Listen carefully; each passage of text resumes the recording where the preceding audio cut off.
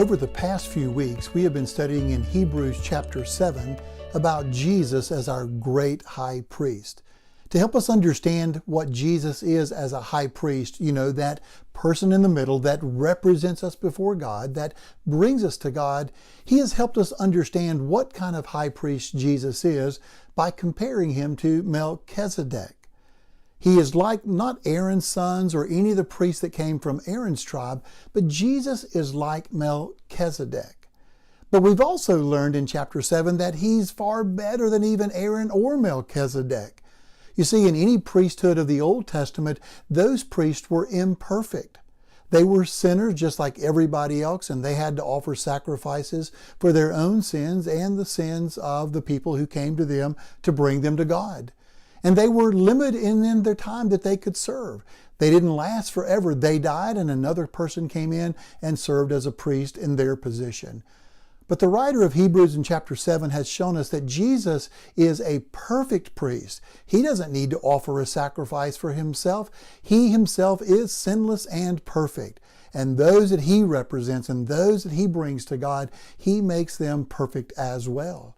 And it's not just for a little while, it's forever, because he lives forever to be our priest in heaven above. But we're going to learn something even more amazing this week as we come to Hebrews chapter 7, verse 25 through 28. In fact, right as we finished last week this section in Hebrews chapter 7, we read this very important statement about Jesus that it says in verse 22, that he has brought a better covenant. You see, that word covenant for the very first time now has been used in the book of Hebrews. Nowhere before has he ever talked about the covenant. Now he talks about the covenant that Jesus brings us, which is far better for the very first time. And all the way through this section on the work of Jesus as a priest, chapter 7 to chapter 10, he's going to focus now on this idea of Jesus and the covenant that he brings. In fact, you'll read through those chapters 19 times that he refers to the covenant. Now, when we think about the word covenant, this is an idea of an agreement. And you may be familiar with covenants in the Old Testament, like the covenant with Adam, where he gave him a certain requirement to do and not to eat of the tree of the knowledge of good and evil. The covenant with Abraham or Noah or David, all those covenants are covenants that we read about in the Bible. But I want you to think about something. All the covenants that we read about in the Bible really could be boiled down to two kinds of covenants. That's right, just two.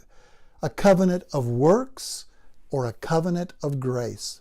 You see, a covenant of works is an agreement between God and someone else based on what they do, their works, how well they perform, and what they must do to make sure the covenant stays in place.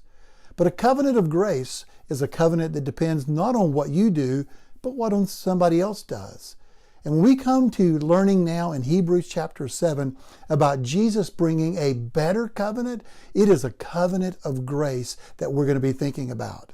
I can't wait to unpack it and show you all that it means and how it affects our relationship with God and why we should have such joy and such confidence as we draw near to God through Christ.